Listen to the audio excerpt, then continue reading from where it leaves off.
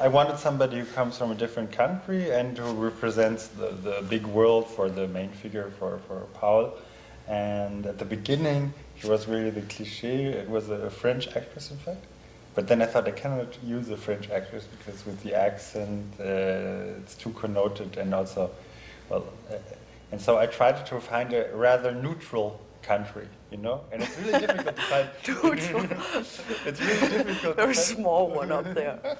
To find a neutral country. In fact, if I would have taken somebody from East Germany, Eastern Europe, you would have thought there's a kind of dependence situation between the older brother and this girl, for economic reasons perhaps.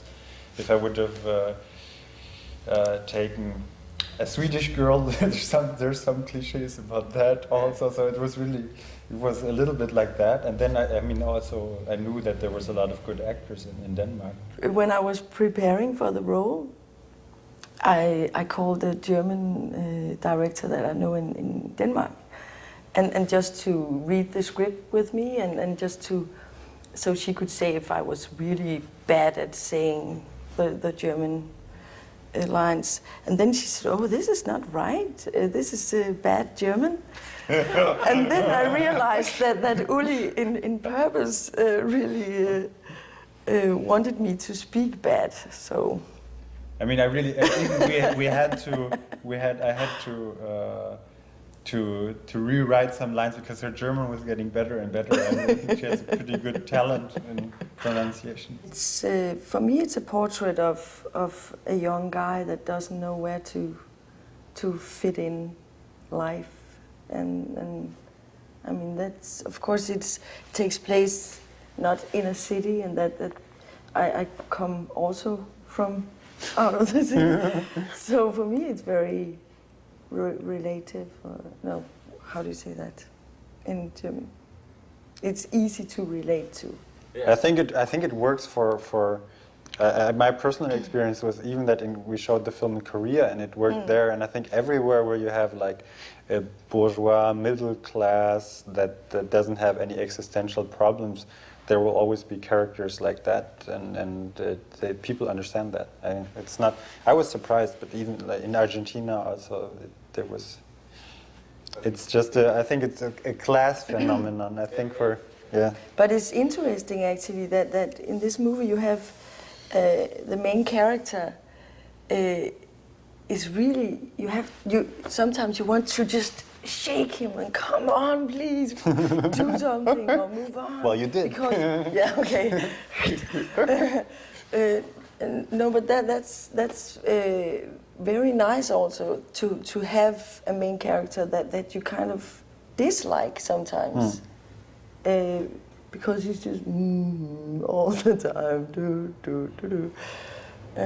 Doing the sex scene, or what you can call it, what was actually one of the most nicest day, as far as I remember.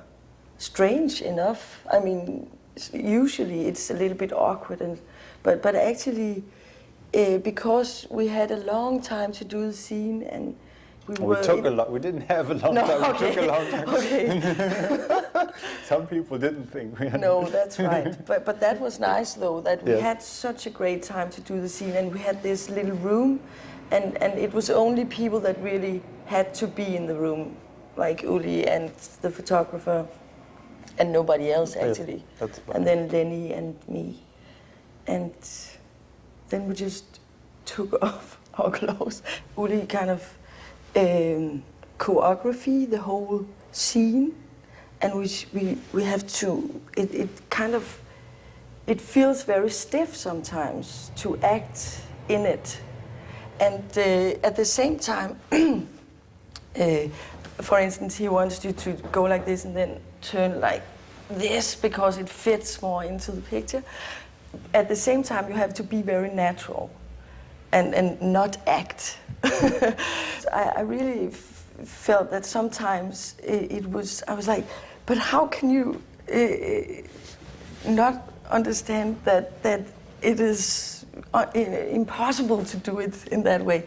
But then I must say that because Uli has such a he really knows what he wants, and he really has an aesthetic way of doing the whole thing, and he's very serious the whole way and very detailed. And well, we had quite big fights actually, but Yes. the good thing about it was that for my sake, I trusted you. I mean, behind all the discussions, and that's how it has to work. And the funny thing actually was that when I saw the movie, when it was finished, I realized, wow, I must say that it actually really works with all this kind of your stuff. That I was so, oh no, Uli, you can't do it that way, but it actually works.